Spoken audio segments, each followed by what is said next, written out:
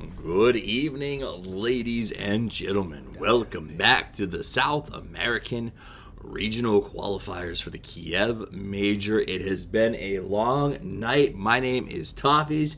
You can find me at Toffees TV over on Twitter, and I'm joined by my partner in crime, Gorgon the Wonder Cow. You can find him at the Wonder Cow. It is 10:30 our time. We've been going for almost 6 hours now, and honestly, It has been some phenomenal Dota. I did like 6 hours of CIS Dota before I joined with you too, so it has been a day for me. Let me tell you, but it has been an enjoy. Yeah, enjoyable for sure. And speaking of enjoyable days, let's talk before we get to the draft about what's happening in this game. This is a game that was not slated to be on the docket. It was caused because SG Esports and Not Today, as well as Infamous, are in a three-way tie for the top seed in the division. Now, that matters and is relevant because of this. Infamous does not have the ability to play in a tiebreaker match. So we were supposed to have 3 tiebreakers because each of those teams beat each other. That said, Infamous forfeits their 2 tiebreakers, bringing us to a one last tiebreaker. SG Esports and Not Today, the winner takes all. However, the onus is on Not Today because Not Today did drop the game to SG Esports last time around. As the father figure that I had when I foreign exchange in Spain used to say, "Ese es para todas las enchiladas." Yeah, number 1. And this was our first game that we cast today, I believe. It is. Toffees, SG Esports versus Not Today. It's the circle. first time they have ever played a ticketed match against each other, and SG Esports came out ahead. So Not Today looking for a little bit of a comeback. Well, this is also the match where we saw Not Today use a strategy that was a little bit unconventional for, I believe, their style of play. They went with that 4-grind 1, and it just didn't pan out. Every other game we've watched Not Today play since then has been incredibly aggressive, lots of push. We saw them win the last game, 23 minutes? So these guys play at their best when they are going all out. If I see a draft from them again that shows me that aggression, which Venge and Warlock are already implying, I think Not Today has a very good chance of coming out on the top of the brackets, which, Gorgon, about an hour ago wasn't even a possibility for them because of the way that the sort of numbers broke down in terms of the tie at the top. Yeah, so assuming that it was a 2-way tie, Not Today only had a 50% chance of being on top, but now they have I would say a pretty decent chance. But and what you said about Not Today, really liking the early game, I mean, that's 100% true. That's always been true about this team. In fact, the region of South America as a whole often has trouble breaking high ground if it's not a very early high ground. It's something about the culture of the strategies that they like to run. They often, if it passes 30 minutes, I regularly see almost every South American team that I watch stumble on the high ground. So Not Today's wins, 17 minutes, 26 minutes, 24 minutes, 23 minutes, 27 minutes, 23 minutes, 28 minutes, 28 minutes, 27 minutes, 28 minutes. They are almost unilaterally winning before 30 minutes. Absolutely. And it's been a lot of fun to watch. I covered the Chinese division last night. Very different story in terms of style of play. South America, I would sum up what we've seen out of this division as bloodbath after bloodbath after bloodbath. These guys are not afraid to mix it up. In the last game, I believe it was SQM. You saw play the carry Venge and was never afraid to put himself in those min-max moments, right? Where he would go in and he would just sort of play the margins until they were dirty. 43 HP walkaway, 27 HP walkaways, and never really scared of doing that because A, he had confidence in his play on Vengeful Spirit, and B, he had confidence in his supports. You know, and the other thing too is, as a core Vengeful Spirit, you don't want to die because you're a core. You have a lot of net worth on you, and that obviously has more impact if you're alive. But you do have, if you're maxing Vengeance Aura, there is some value to sacrificing a Vengeful Spirit at certain stages in fights, because suddenly you're reducing your opponent's damage by 36%. So if it's a fight that you're close to winning, your Vengeful Spirit has a choice between dying or running away and getting away to Fountain while the rest of her team is mopped up. Dying in some cases is actually the better strategy because it can allow her team to finish off the fight and then take an objective. It's a very niche strategy on a core Vengeful Spirit, but we see it all the time on support benches. And it works so effectively because if she's a core veg, you have to burn everything you have to get her down quickly, right? So you get your whole load off, and then all of a sudden you're dealing with the fact that she's dead. She's reduced your armor before she left, so the debuff duration is 15 seconds. So that means that she gets a 6 armor reduction. She also puts the Vengeance Aura of 36% damage reduction on you before she dies. So yes, you spend everything you got to kill their core carry, but now you're insta-gibbed because you depend on the right clicks once all your spells are burnt out, and the rest of the team, like a Night Stalker for instance, can just wreak havoc on everybody else who's left alive. That said though, Gorgon, I believe it's been a long day, but I think that the first time we saw IO today was SG Esports, correct? Did they use him in the first game effectively? I believe that they did. They did not. It was they did not. It was a Chinese game. They used the Beastmaster. That's right. Oh, they were using the Beastmaster and then the push with the Juggernaut. Remember, that was the game where Ember Spirit misclicked his talent. Yeah, that makes sense. That was that's right. I remember that. That was funny. That was very confusing. We had a lot of conversations about that. We should have taken a chance to ask him before this match, just because you know he's still thinking about it. That said, though, IO gets picked up here. A really great hero for this lineup. It tells you that Naga Siren is going to be happening. SG Esports looks like they're going for the late game with that Naga. Beastmaster gives a really great split push, as well as the potential to sort of get ganks all over the map with the IO. That's really the combo right there, right? Is Beastmaster is going to be scouting. Naga Siren very likely will walk into where those fights are and use the Song of the Siren to sort of hold them there, while IO relocates the next hero that I think is going to be picked up here, who's probably also going to be a very good hero for sort of dropping on the heads of your opponents.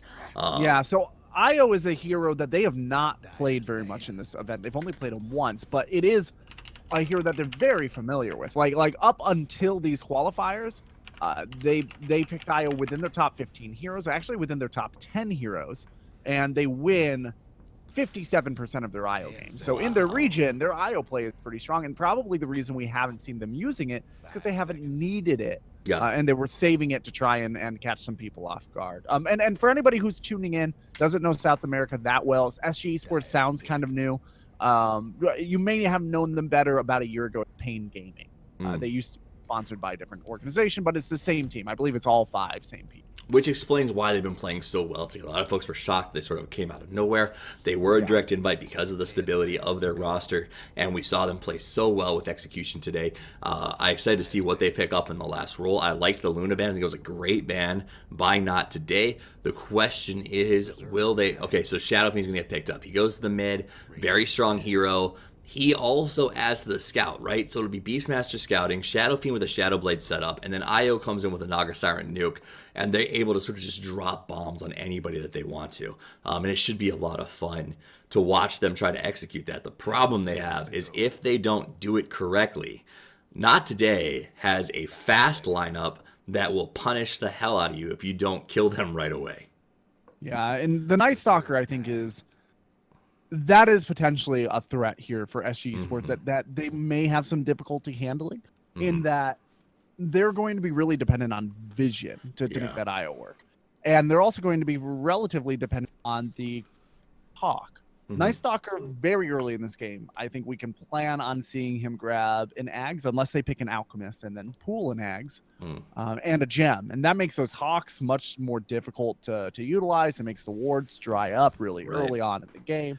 And suddenly SG Esports are flying blind with an IO. Right. You can't place your Hawks in safety positions inside the trees. They're going to have to be farther out so they're easily spotted with the gems. I do like that pickup. I'm curious what they go with here, because this feels a little bit like what they tried the first game, a very aggressive 4 followed by a hard farming 5, which didn't work for Not Today when they tried it earlier this afternoon. Yeah, it really, but to be fair, that they just got off to a really bad start. It is not necessarily indicative of ability to run that kind of play. It's every now and then, especially if you've been playing a lot of teams clearly below your level, and then suddenly you're faced with an opponent that, these guys are actually a challenge. It's really easy to have let early game habits slide. They're considering doing it. If that happens, you're going to hear my forehead hit the desk. Okay, thank God. Well, you thought they were going to run the Alchemist again. Yeah, and then they Vipered us. I think Viper's fine. I don't know what with all the hate for Viper is. I think he's just boring. He's just boring. You never see explosive plays come out of a Viper, right? You know what? Dota has too many particle effects. I'm going to go ahead and say Viper is a simple hero man. He's a simple man. He's a simple man's hero is what he is. Yeah, that's what I'm saying. That's basically what I'm saying. Very close to it. Should be a pretty good match, guys. I'm excited. I hope that my voice holds out for this. If not, you guys really get a nice low and slow cast here because I feel very velvety right now. I don't know. I'll jump in and if there's something that needs a little hype, I'll. Oh no, the hype will be there, my friend. I would much rather sacrifice my voice to the hype gods than sacrifice the hype to the voice gods. Yeah, that's what I think. Okay, that clears out. I had to run some checks there, but I had to run logic checks, but it all worked. We'll probably see a pause here. Yeah, I'm actually curious to see. Okay, nobody started a TP here. I was curious to see if they were running this thing again, and because remember we had at least 2 games so far in South America where somebody TP'd and then their team paused and they had no items, and then by the time the TP had cleared, they had purchased items and their allies were pooling items. So I was wondering if this is starting to become a tactical thing, but I do know that they're being forced to play on Brazil servers. I know from having spoken to friends of mine that are in South America that sometimes the Brazil servers have a worse ping than the actual USC servers. Gotcha. Now, people down there. SG Gaming is from Brazil, correct? Yeah. So there is a little bit of an advantage to keep an eye on, as I believe that Not Today is Peruvian. Yeah, that's true. But the distance there, I mean, that's like saying... It's not huge, but it could potentially be argued that there might be some relevance to that, as Brazil is on top of the server cluster. That's it. Let's do some quick introductions. Early smokes are out. Early wards and TPs. We're going to have HFN out on the Shadow Fiend for the Dire. C4T playing the Wiz. Tavo on the Beastmaster. Again, we're going to have 4DR on the Naga Siren, last but not least, King RD on the Disruptor. And I think that this guy is going to be one of the ones to watch for me, as Disruptor has a huge chance of being the turning point in this game. Yeah, absolutely. The Disruptor is going to be very difficult to get away with. Stalker in particular, especially a 4-spot Night Stalker is not going to be able to afford a Black King bar. The Vengeful Spirit is also somebody who needs to really watch out for the Disruptor. Swaps in coordination with Glimpse can be very, very difficult on events, right? You swap somebody so that your team can kill them and expect to be able to run away, and then you get Glimpse back to the location that you swapped yourself into. Right. There's much less room for error there. Nice counter ward coming out from C4T. Already, really this game is brutal. So these guys are playing for the top seed. It's actually pretty relevant in terms of where they go into the group stages. So this is something that you definitely want to win, and both teams are coming to do it. It's one of those things, Gorgon, when you've been playing, these guys played before we started, so they've been playing for hours. I mean, I think 7-8 hours plus right now, 6 games apiece, 5 to 6 games apiece. You don't go through that whole grind and then miss your chance to take home the top seed, and that's what both of these guys are staring down the barrel of. Not Today knows they have a tall order. They're going up against a very difficult Beastmaster that they struggled with last time around, and that Hawk advantage on the other side of the coin. SG has to be a little bit worried because the draft picks coming out of Not Today are the exact opposite of what they saw last time. So it's a new style of play, Not Today, that I think they're better at, that's going to be giving a little bit of trouble to SG Gaming, presumably. In the mid lane, it looks like they're going to have a rotation up here. The Disruptor and the Ogre Magi see each other, so everybody knows what's going on. Question of whose decision making is better. Yeah, Ogre comes in with a long walk. He wanted to get up the dot, and I don't know if that was the best play here. He's very low as reaction. SQM chose to go with the Corrosive Skin first instead of the Nether Toxin or the Orb Walk. Is that pretty common? No, it's not that common, but it is going to be very helpful. Yeah. All right, so they are going to have to back up here. There are no creeps. They pull him down behind the tower. SQM does have to be careful. A lot of damage output potential from Shadow Fiend. No Necromastery stacks, though, so he's not in dire straits just yet. SQM getting a lot of help from Hunter, who will keep that harass going as long as he possibly can. Now, let's check in on the top lane, where 4DR and Zone are head-to-head. Gets a little bit of help from IO, who's here to pull the creep lane and manage it effectively. How important is it for Zone to sort of take these last hits and try to at least... Like, does he need to get last hits to do well in this lane, or is he simply here for soaking? I think he's mostly here for soaking. Okay. Until the first night, he's not really expected to get anything done anyway. If he can get some items up, obviously that's preferred. But I don't think that he will have been considered losing the lane just because he's not getting enough last hits. Perfect. All right, so Zone is going to have to play carefully here against the IO. Ogre Magi and King RD have decided to create their own lane, where they've been going back and forth on harass support to support there in sort of what I want to call, I guess, lane 4. Down on the bottom, Masoku and Nevermore are going to move forward on Beastmaster. Takes a lot of damage. They do have a lot of Fatal Bonds up right now, as well as that dot we talked about. So Tavo comes through, gets the deny nicely done, but there weren't enough Fatals on the creeps, so he'll go back and get the regen. And much needed, as he had a couple more ticks coming out. Yeah, actually, that regen is not being shared with the Shadow Fiend, who probably could have used it. He's right there. Maybe a miscommunication from SG, or maybe a big panic from the Beastmaster. I think it was a panic from Tavo. Tavo was on the cusp of taking too much damage, and I don't think maybe he remembered whether or not there was one more Fatal Bonds out on a creep or not, and didn't have time to check or take the time to check.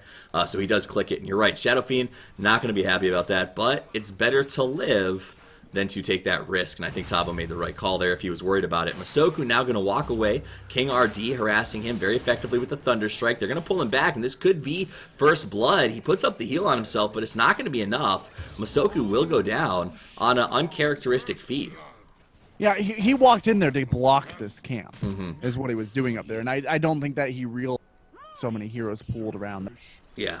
He knows that Shadow Fiend's not in lane, right? So you gotta assume he knows that the Shadow Fiend's not up there either. True. The Beastmaster came back fully healed. There's no reason that Shadow Fiend would be sitting up here if the shrine's already been used. Right. So, like, he knew the Shadow Fiend was at one of these camps, but what he didn't know was the supports were sitting up there. It's much easier to just kind of sit around and do nothing as a support and justify it. So that's that two-shot combo we talked about Warlock earlier in this match, right? The fact that he can get off both at the same time during a full creep wave.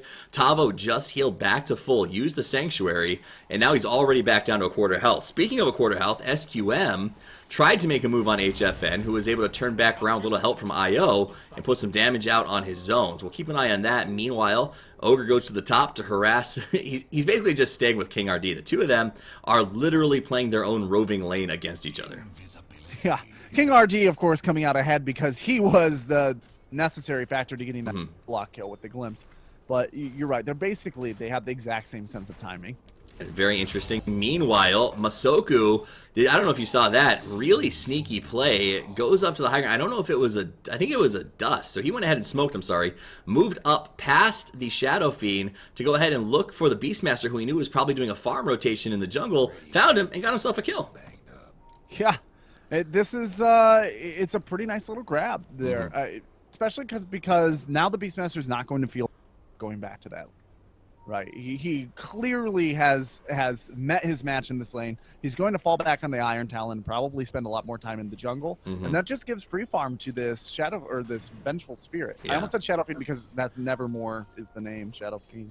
It's going to confuse me. Yeah, it's so funny to see this. I mean, I guess I don't see it very often. Seeing this Venge played so well in the core role by multiple different teams today. I mean, we've seen a couple of different teams do it. A lot of teams. It's been really very effective right now. In fact, it was on SQM last time. This team likes it, not today. SQM, speaking of, pulls the wand, tries to live, and will survive. Corrosive Skin paying off dividends right there.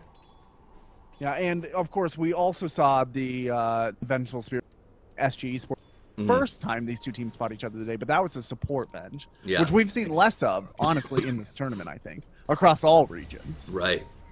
You know, I've always enjoyed watching Venge carry. It's been a lot of fun to watch in this tournament so far. SQM, by the way, now has 2 points in the orb walk, causing a little more trouble for the Shadow Fiend in the mid position. Hunter still moving around, aggressive with her rotations, trying to keep an eye on what 4DR is up to, as she is got a very nice stack. Lots of stacks coming out for Shadow Fiend to enjoy the fruits of as he heads up there to do that right now. Meanwhile, on the bottom, Nevermore caught. Tavo dropping low. So they're trying to go with the 1-for-1. Zone wants to finish the job, but nice blocks by the Boars.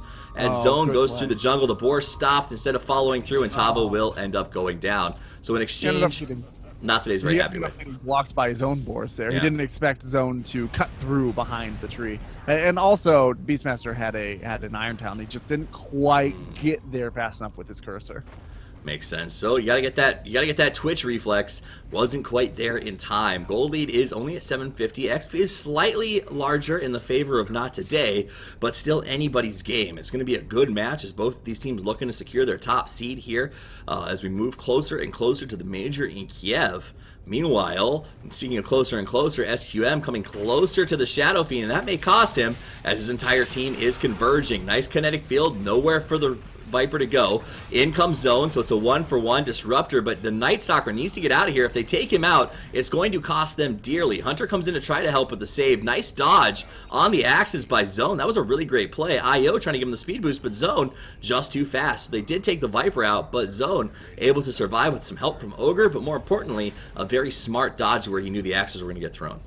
Yeah, at the end of the day, that ends up being an SG win, but not nearly as much as it could have. If that Night Stalker had gone down during the first night, nonetheless, it would have been a serious blow to not today.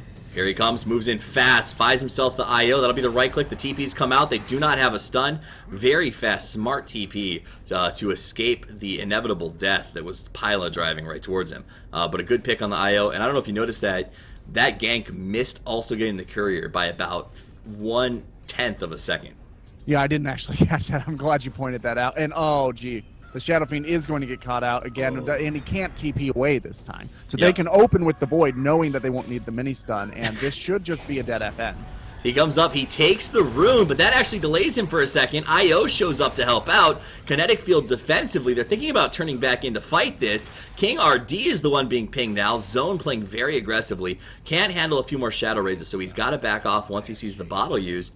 He does survive, and came down, I think Zone, a little bit overconfident, decided to take away the gold rune and then go back for the kill.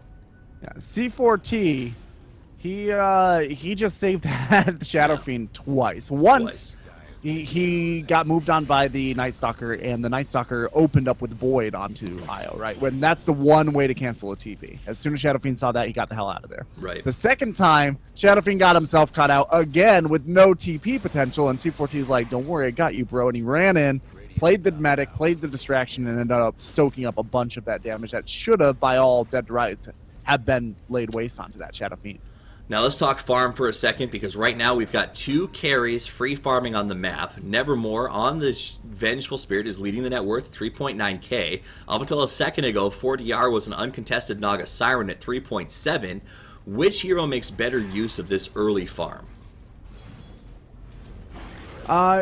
It's partially dependent on the draft around them, I suppose. Hold on a second. Here we go. They pull back the free farming carry. He wants to go on Tavo, gets outside of Kinetic, but gets caught in the stun. He will go down, and that's going to be a huge kill. So regardless of who gets better usage out of the farm, it's now going to be the Naga Siren who's ahead because of that play. Actually, it's a Shadow Fiend because he was there for the kill. Yeah, so what I was trying to say is it does depend largely on the heroes around them, right? Vengeful Spirit pushes well with the right team composition. With early farm, right? She gets up this Helm of the Dominator, tries to get herself an appropriate pushing creep, and suddenly her whole team is nearly invincible while pushing on towers. Meanwhile, Naga Siren, she invests gold much better. Right. Naga Siren, you put early gold on her, and it accumulates much faster for her. She's like a Call of just from reliable resources, rather than by only getting towers and then having the gold income dry up. And that's one of the big problems with the Vengeful Spirit core, is that she has no flash farm potential, and she has no sustainable farm potential. SQM caught again in the kinetic field's got nowhere to go, decides to just stick it out and go with the orb walk, puts up some damage. Nice play with the mech there. That'll buy some time. SQM still a little bit far forward. Can't do too much deeper. He's worried about SQRD, but here comes Zone from the back end, looking for a kill. A nice little play there. He sees the kinetic field go down, decides to go ahead and finish off the man in the pit. Looks like he's going to the high ground. Sees Yo. Yo's got nobody else with him, and will go down. A double kill. That's a really great play. It's now not over. Or excuse me, the Beastmaster here. Tavo's here. They go ahead and track down the Hawk, but he looks like he should be able to get to safety. They're not quite in a position to dive the tower just yet. Well, they're in a position to dive tower. They're not fast enough to catch him is the problem. They can dive, but they can only hold their... He's a slippery Rick. That said, they do head down to the bottom lane to finish off the tier 1. Meanwhile, SQM doing a great job of just sticking around. This guy is like got alligator blood. They won't allow himself to be killed, and he just continues to burn down the tower, and his wings are facing the right way. This Satyr Tormentor is a fantastic pushing creep as well. The fact that Vengeful Spirit was able to walk into the jungle and get one try really helps a lot. You're talking about an attack speed aura of 10 coming out of the Helm of the Dominator, and then that also has a health regen aura of 6 or of 8 plus the 6 health regen aura of the Satyr Tormentor. 14 health aura for all heroes pushing on the tower. It's very difficult to punch through that. Naga sneaking a little bit of farm on her opponent's jungle, has to head back to hers to make sure she stays safe, as she goes straight for that Sacred Relic right out of the gate. So farm, farm, farm she must. The game is close, only 1,500 net worth and very slight XP lead. The problem that you have here is that it's essentially been 5 versus 4, right? Both teams have been playing effectively, but not today. It hasn't really gone after the Naga. They've been bringing all 5 of their heroes to these pushes and fights, and Naga has not been showing up. So when you're that close without a hero coming to the fights, you have to wonder, once that Radiance is up and running, how fast will this game potentially swing in SG's favor? Yeah, it's really a question of how quickly are these towers going to fall during this period, right? Because if you get a Radiance up and running and you have tier 1 towers, a Naga Siren is going to win most of those games. But if you're down to like 2 tier 2 towers or 1 tier 2 tower by the time you get the Radiance up, you can't get into your own jungle, you're only able to farm creeps around the map. That's a much more difficult situation. Now, this Naga Siren seems to be expecting a little bit less map control. She has opted to go for plus 125 health on the illusions, which allow her to push them out from earlier, like closer to her base, and they push out farther to farm, rather than going for the mana, which is something you might need a little bit more if you're planning on spending a lot of time out casting a lot of mirror images without coming back to the base.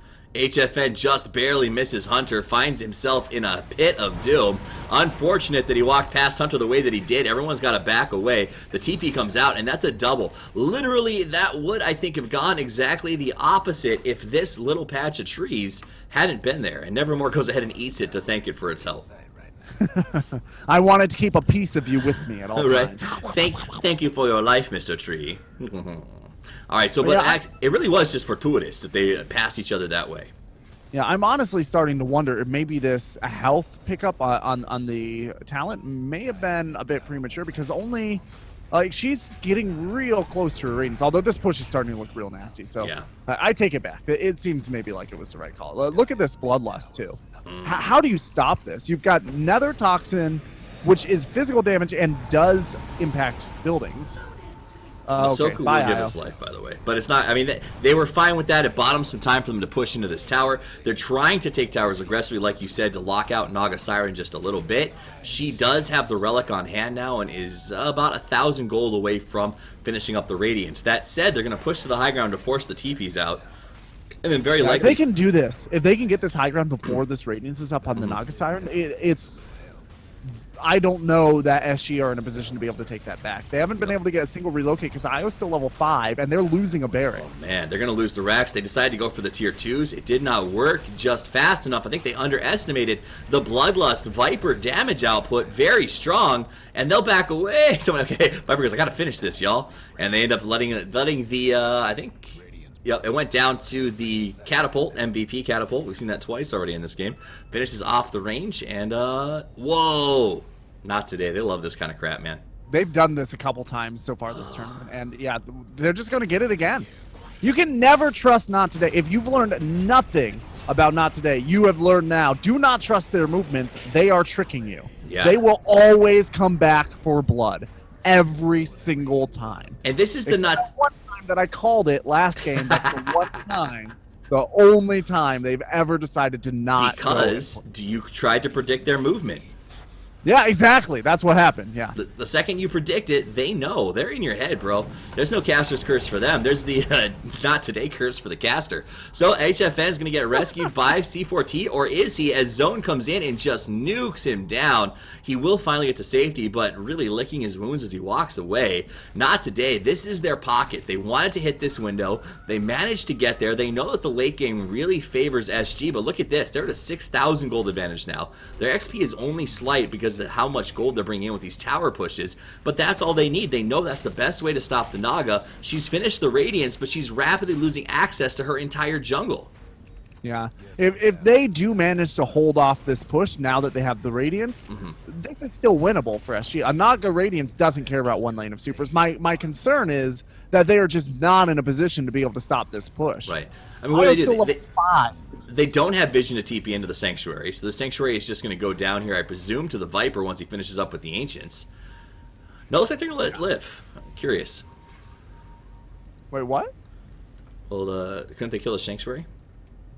The Yeah. shrine. Oh, I see what you're saying. Yeah, they're probably concerned about the smoke attempt. Right. But they spent some time on those ancients. I would have preferred to have seen that damage put on the shrine, but Well, the smoke was attack scary. the shrine, They know. You attack the shrine, then your opponents know where you are. Right? True. You're attacking the ancient.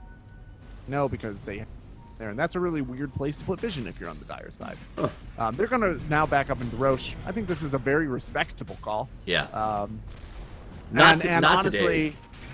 Yeah, go ahead. Honestly, they're playing night and day from what we saw in their first game against SG. They're making very conservative calls. They're playing aggressively, but with sort of a teamwork that we weren't prepared for last time, and it's catching SG off guard because they're playing the same team in a totally different capacity.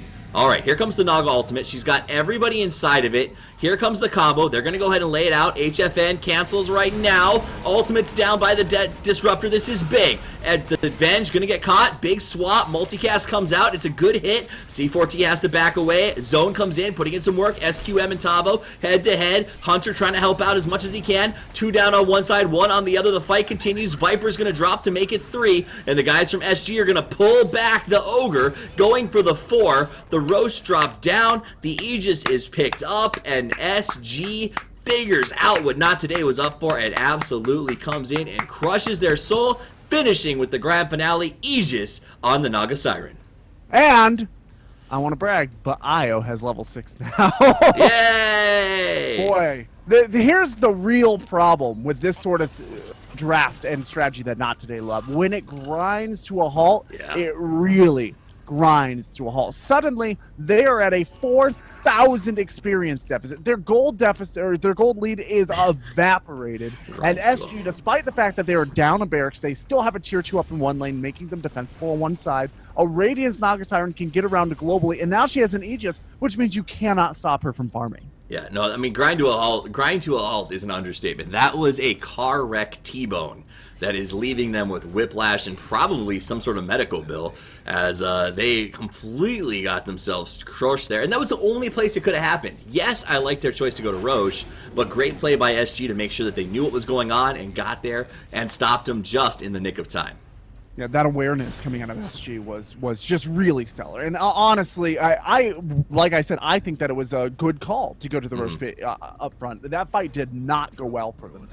No. I think with all the available information, the Roche pit was the obvious place to go. In retrospect, maybe they would have been better off trying to push up onto this high ground instead. Either way, though, they're dealing with the mischance and the damage coming out of the Radiance, which they had not had to deal with yet so far this game. And the mischance especially is really devastating for a Viper, Vengeful Spirit, and Night Stalker lineup. Wow, SG immediately puts them on their heels, sends in a hard push right down towards this bottom lane, and says, we're not going to take this line down. You guys came into our house, we're going to walk right into yours. And force TP's back, stops them from pushing the last tier 2. Very effective play from them. I've got to say, after that turnaround especially, this is so much anybody's game.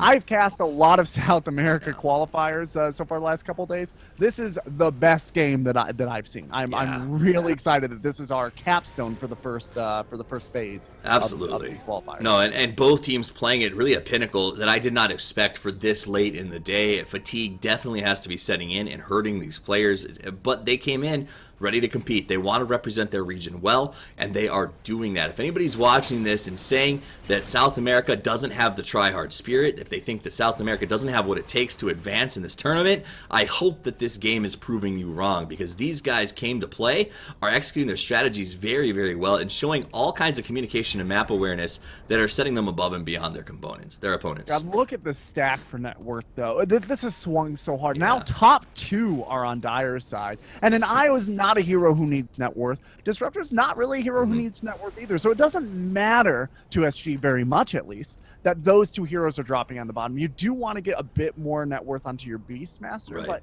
he's starting to come along, and he needs one more recipe for Necronomicon, and then he's going to be able to start dewarding himself.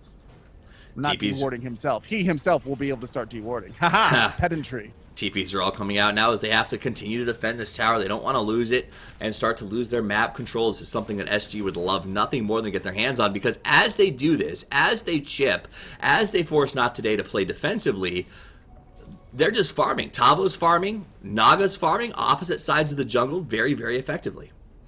Yeah, this Night Stalker's trying to find something, but he just cannot get his hands on anything.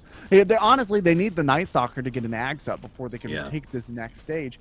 But Naga Siren farms so fast that this wait time, that's the big problem. I mentioned it earlier, but nobody, not just the Vengeful Spirit, nobody on Not Today has any significant farming ability. They're all single target damage. Yeah. They're all slow farmers. They all need lane access. And when you grind to a halt like this into the wild axes that come out of the Beastmaster, the raises that come out of the Shadow Fiend, and the Radiance Naga, you are not going to be happy with the result. Yeah, the flash farm has been absolutely insane. They gave him an inch and they took a mile. SG Gaming, look at that pullback. If you open up the actual graph on net worth, 7,000 to a swing of 2,000 in the other direction. So over 10,000 net worth swing in less than 8 minutes. It all comes down to that Roche fight that was so well executed by SG. That's probably a qualifier highlight level play. Absolutely beautiful. For any region. Yeah. Well, and the initiation was perfectly timed. Everything from the call cancel at the right moment. It was just really, really nice to watch. Just like we're going to start to experience the power of the split push and the tenacity of a very frustrating Shadow Fiend. He's got the Blink Dagger up, right? So he's going to be comfortable with the Ag Scepter and everything else coming forward, doing a little bit of chip damage, and then just blinking off to safety and continuing to keep the farm laid up so that the rest of his team can do whatever they want in the jungle. 4DR is farming while IO hangs out nearby just in case he's needed. And I just don't know if they can handle an answer for that right now. Yeah, and honestly, how do you kill this Naga Siren? Before, it was really easy. It's not going to happen. Yeah, but now she has, an Io who's 6 and following her around. So there's a relocate save all the time. Also, there's a Song of the Siren available. So you need to have enough heroes with BKB around that you can get her, and you can get her fast enough that the Io can't relocate her. What?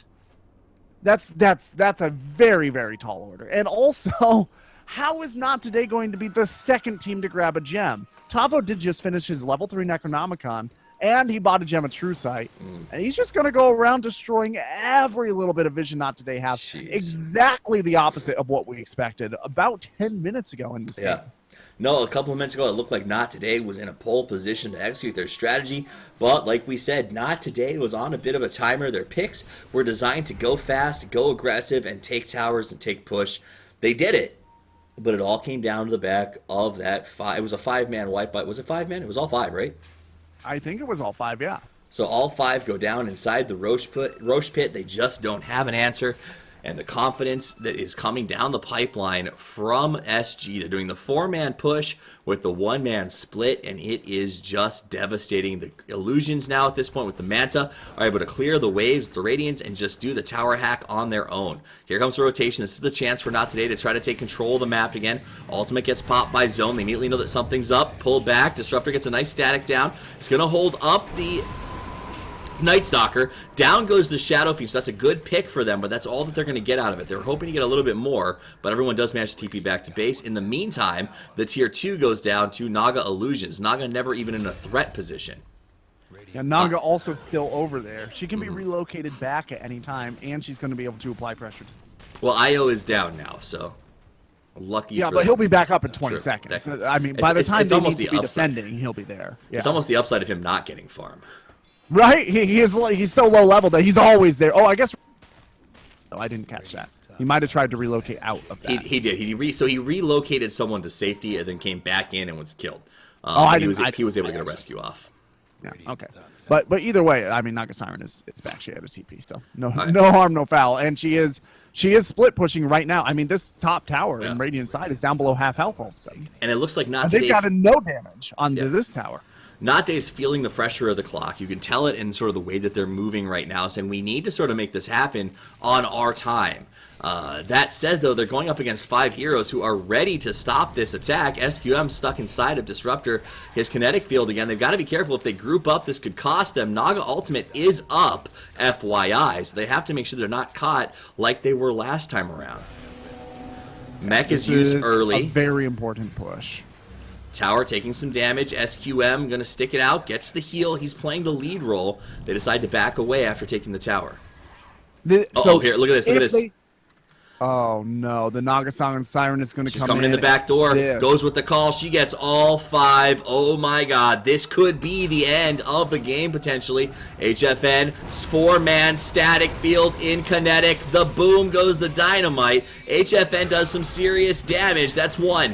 That's 2. They're going to go and get the IO in return, but will it be enough as Tavo starts to put up the fight? He wants zone. He dies himself. The swap and the switch. Shadow Fiend left behind. The guys from Not Today turn back around. Their survivability is uncanny. They force the buyback from the Shadow Fiend and will have to retreat immediately. Zone somehow lives through that. I'm not even sure. He had the Ags and they still wasn't enough damage. Yeah, so part of the issue with blowing that ult in a big team situation like that is that you're not putting it on top of somebody, right? Ultimately, what that's intended to do is just reduce their damage so that you can clean them up. It's supposed to scatter them. And Not Today kept a very clear head in the face of that scatter. I thought they were done. I thought that was it. I thought they were done. Beautiful. Yeah, it looked very threatening. It's just SG are not quite there yet. Not Today still have a momentum advantage. They don't have a level advantage, but in terms of how their heroes scale, there's just a lot more damage on the side of Not Today in a heads-up fight. But partially because of this Vengeance aura, partially just because of the nature of the way that some of their heroes scale, like the Warlock, like the Night Stalker. The longer this goes, though, that Not Today are taking fights like that in trades, the longer it is that they're not breaking another lane of barracks, and they need at least one more before this game is relatively comfortable for them. And they're going to push up. They're really concerned. They want to try to take out these racks while they're still feeling like they have a little bit of a pacing advantage. They know that the ultimates are still cooling down, but not much longer. Siren Song 6 seconds out. Though that backdoor rotation may not work again. So they are going to have to be a little more careful on how they initiate this time. They're hitting both racks at the same time. This should be melee and range, and then I expect them to back away immediately. If you're SG, you're starting to feel the pressure now. Before the pressure, like after you made that comeback, you fresh air.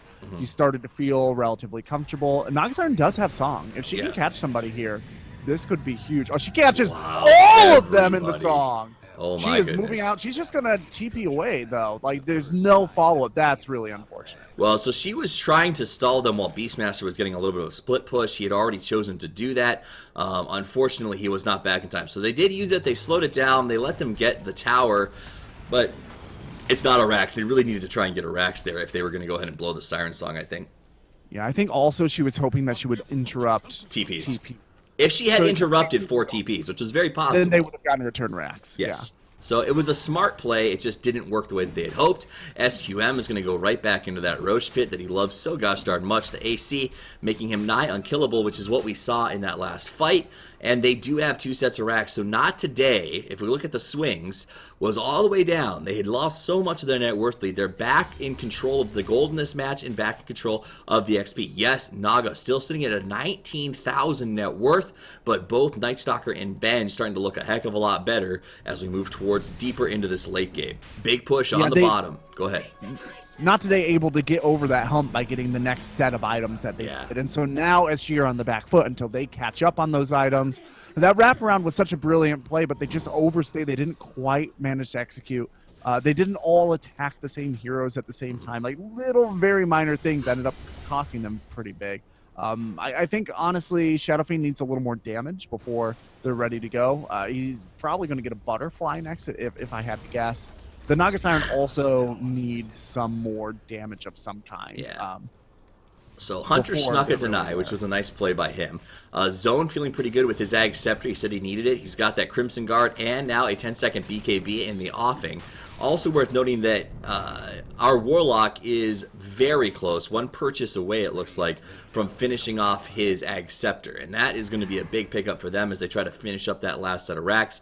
And Tower, this is a moment where if SG, I feel like, is allowed to farm for a couple of minutes without Not Today putting on pressure, they're back in control of this match. However, if Not Today executes a nice pickoff or just takes the fight to them, Not Today seems like they're in a pretty good position right now.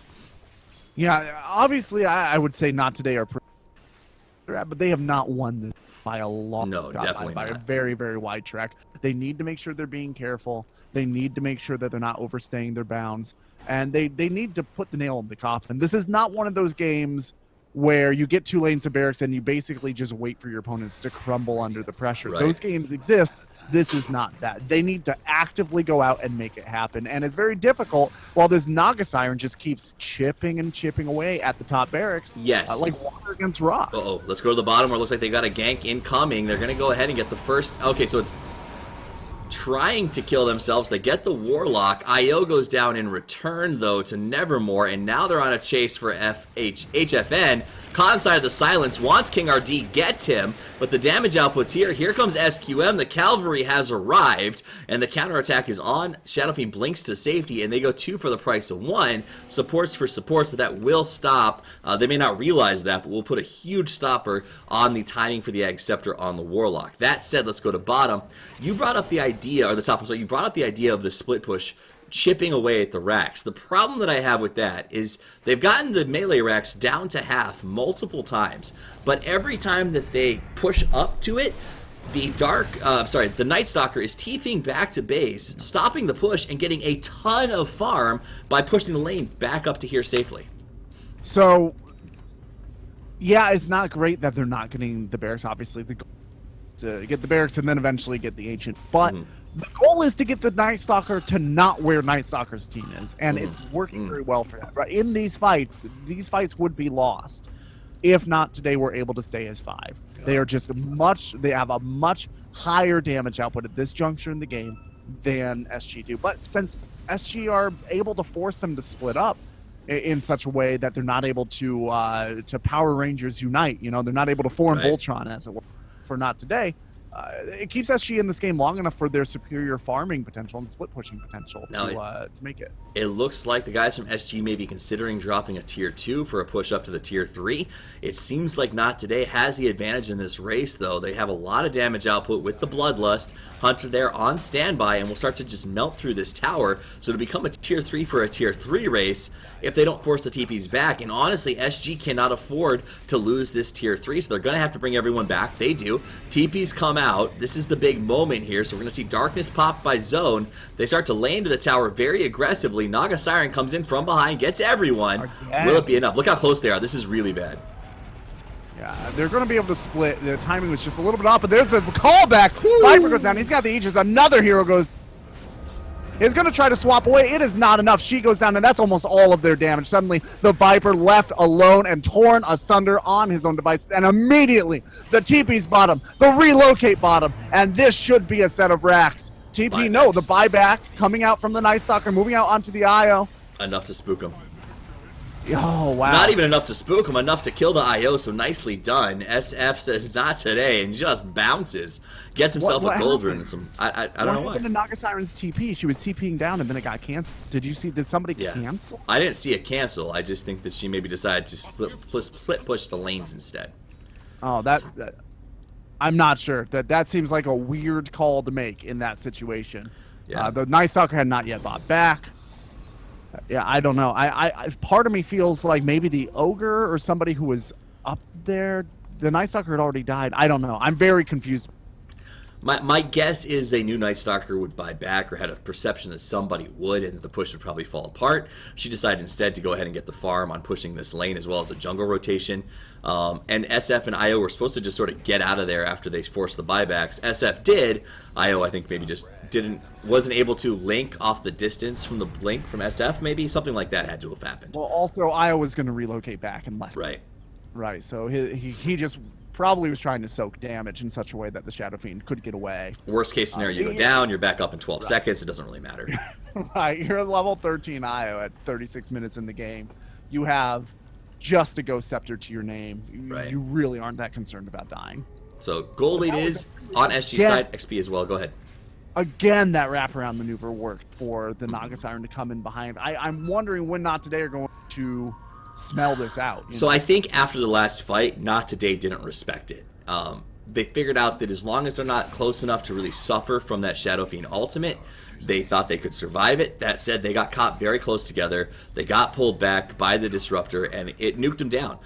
But honestly, if they're not on top of each other, it's just not as effective as the wraparound should be, and we've seen that. I mean, if they had been 16 units farther apart than they were during that engagement, they would have been outside of a 4-man static, and it wouldn't have been that big a deal.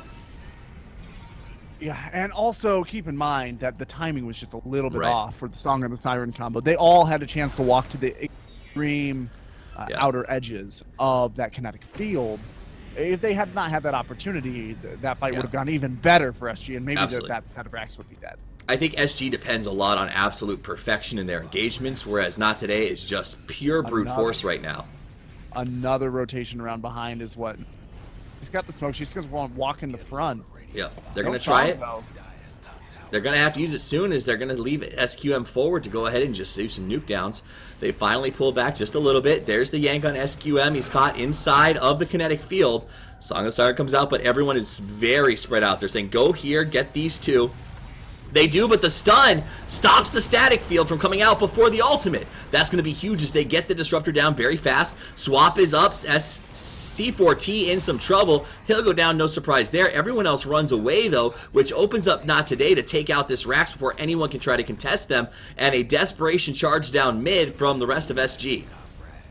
Yeah, that was actually a really, really key, but interesting decision the Naga Siren made. Instead of trying to line up the perfect timing that they've screwed up a few times with the Shadow Fiend, they decided she was going to move the Song of the Siren such that only the Viper, was outside of it, so that they could kill the Viper alone first while the rest of his team was sleeping. So they hoped that it just didn't pay off. They hoped that the mid push would stop the creeps, allow the backdoor to do its work, but it's not going to be enough. The backdoor protection lets both cowards drop. We see the death of everyone. Naga buys back, so does the Beastmaster, but Not Today. After dropping their first game against SG2, SG puts together a powerful play. The last fight is underway.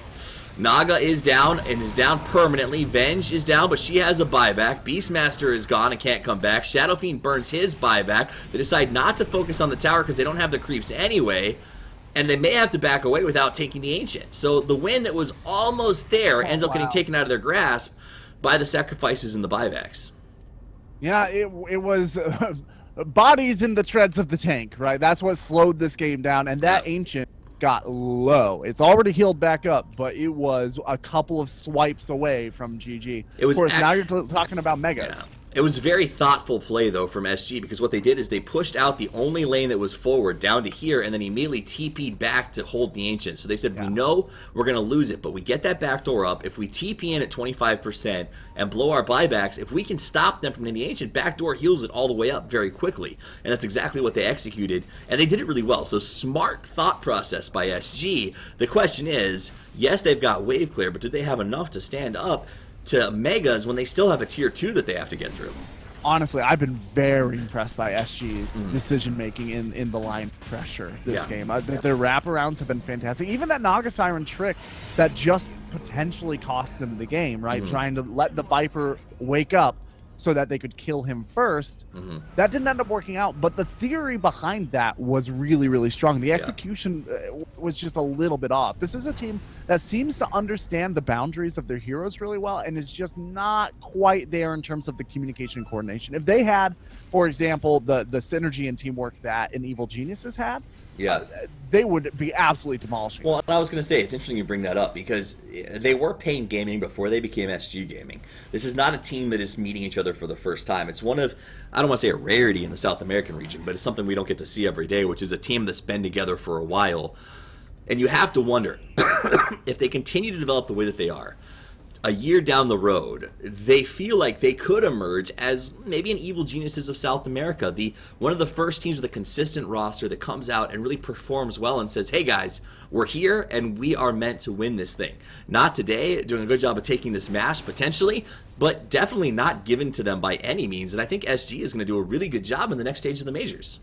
Yeah, and we still have, like, this is just a qualifier for the seed. So we're going to see this probably match up again, unless one of these two teams ends up falling down to Infamous, which is another one of these South American teams that has some really, really, really promising talent. Look at the wraparound again. 4DR coming in from behind, wants to go ahead and get the song up. They left someone a little farther back this time on defense. They're going to head in, pushing into the Ancient. They don't have a glyph right now, so they need to hurry up and get that Siren song down. BKBs are popped. Looks like they're going to try to stay. The glyph is now out. Sorry, there was a glyph, I guess. And they will just focus on the Ancient and make sure that it burns itself down. Or, yeah. There they go. Yeah, easy finish. They needed the Siren Song there before the BKBs came out. Once the BKBs came out, the Primal Roar can only stop one of the several BKB heroes. Exactly. And they could not get, I mean, not today, spread out really, really intelligently. So they just couldn't get everybody into a Song of the Siren. I mean, not today basically said take high ground, pop BKB, and just spam down the Ancient. And it worked very, very well. That was the tiebreaker. That means Not Today takes the top position coming out of these qualifiers. So congratulations to Not Today, but also a big congratulations to the top 4 teams in this qualifier, guys. It is going to be SG Gaming, Infamy, Not Today, and Midas Club, which I thought actually impressed me very much today watching them play as an up-and-coming South American team. So pretty excited about what we saw out of South America today. Yeah, I'm really looking forward to the next stage in this tournament. Absolutely. Guys, if you liked what we did, follow us over on Twitter. This is my co-caster, Gorgon the Wonder Cow. You can find him at the Wonder Cow over there. You can find myself at Toffee's TV. Feel free to follow the channel or do whatever it is that you do, but we really appreciated you guys hanging out with us. It's been a long haul. It's 11:30 at night. I think I am ready, if you can't tell from my voice, to call it and lay back me, watch some Chinese Dota for the rest of the night. Gorgon, I appreciate you being here and letting me spend the day with you and inviting me to be here for the cast. It's been absolutely a pleasure to have you together more often like this. It's been a good time. Absolutely. So you guys have a wonderful evening.